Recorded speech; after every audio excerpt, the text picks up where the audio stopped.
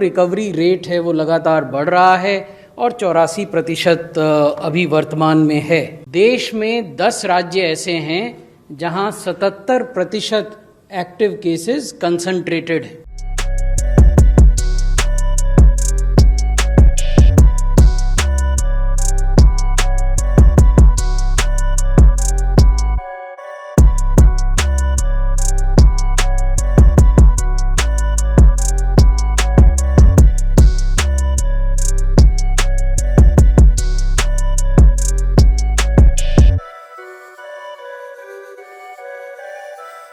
Active cases जो हैं यानी ऐसे लोग जो अस्पतालों में हैं या घरों में होम आइसोलेशन में हैं अंडर मेडिकल केयर, उनकी संख्या पिछले 2 सप्ताह से 14 दिन से 10 लाख से नीचे बनी हुई है। इसके बारे में विस्तार में हम आपको आगे बताएंगे। और जो रिकवरी रेट है वो लगातार बढ़ रहा है और 84% अभी वर्तमान में है।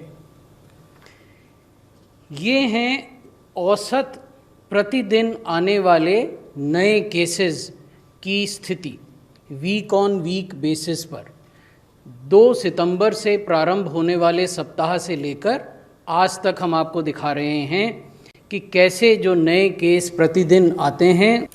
अब यदि हम औसत पॉजिटिविटी देखें यानी जितने लोगों के हम सैंपल लेते हैं उसमें कितने लोग पॉजिटिव पाए जाते हैं, तो आप ये देखेंगे कि ये पॉजिटिविटी 8.28% से बढ़कर लगभग 9% से कुछ अधिक हो गई थी और अब घटकर पिछले सप्ताह ये 6.82% हो गई है।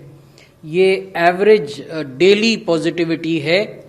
हम इसके अतिरिक्त जो साप्ताहिक पॉजिटिविटी होती है उसको भी विश्लेषण करते हैं और जो क्यूमुलेटिव पॉजिटिविटी है, ऐतिहासिक नंबर जो है हिस्टोरिकल, जब से बीमारी शुरू हुई तब से लेकर आज तक, उसकी भी समीक्षा करते हैं।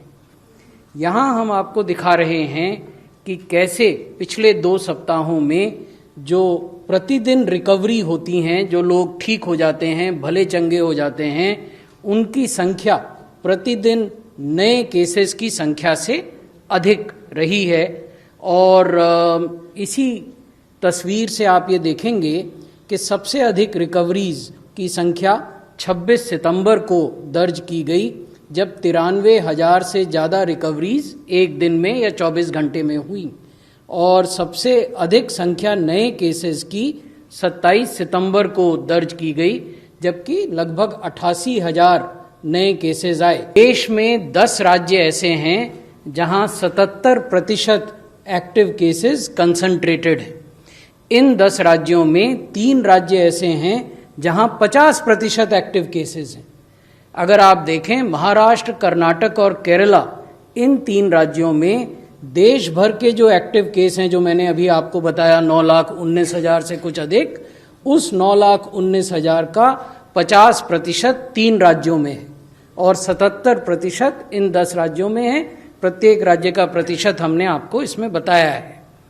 तो ये दिखाता है कि डिजीज़ का जो स्प्रेड है देश में वो क्या है। अब अगर प्रत्येक राज्य में देखें कि एक्टिव केसेस की संख्या में बढ़ाव हो रहा है कि घटाव हो रहा है, क्या हो रहा है, ये ट्रेंड एनालिसिस है। आप महाराष्ट्र से चलते हैं। अगर महाराष्ट्र को देखें तो 8 सितंबर वाले सप्ताह में वहाँ कुल एक्टिव केसेस 2,37,000 से कुछ अधिक थे। आज वो 2,52,000 हैं। बीच में वो बढ़कर 2,75 भी हुए थे, 2,91 भी हुए थे, अब नीचे आए हैं, लेकिन 8 सितंबर की तुलना में अभी भी अधिक हैं। तो it is too early to take a call on Maharashtra in terms of trend, whether it is a stabilising trend at all. So we need to observe Maharashtra for a longer duration of time. अब हम आपको मृत्यु का विश्लेषण बताना चाहेंगे। देश में 25 जिले ऐसे हैं जहां कुल कोविड की मृत्युओं का 48% मृत्यु केवल इन 25 जिलों में है। 48% of total COVID deaths are concentrated in 25 districts of the country, and these 25 districts are in 8 states. The point to be seen here is that out of these 25 districts, 15 districts are in one state alone. जिन 25 जिलों में 48% मृत्यु concentrated है, उनमें से 15 जिले महाराष्ट्र के हैं, 2 जिले कर्नाटक के हैं, 1 जिला तमिलनाडु का है, 2 वेस्ट बंगाल के हैं, 2 गुजरात में हैं, 1 पंजाब में है, 1 जिला उत्तर प्रदेश में है और 1 आंध्र प्रदेश में।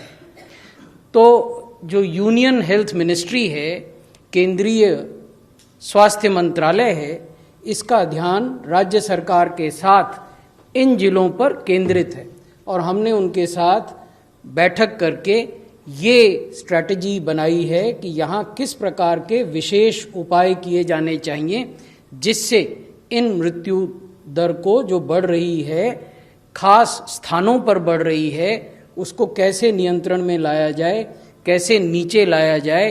क्योंकि देश में हमारा जो लक्ष्य है वो 1% केस फेटेलिटी रेट का है।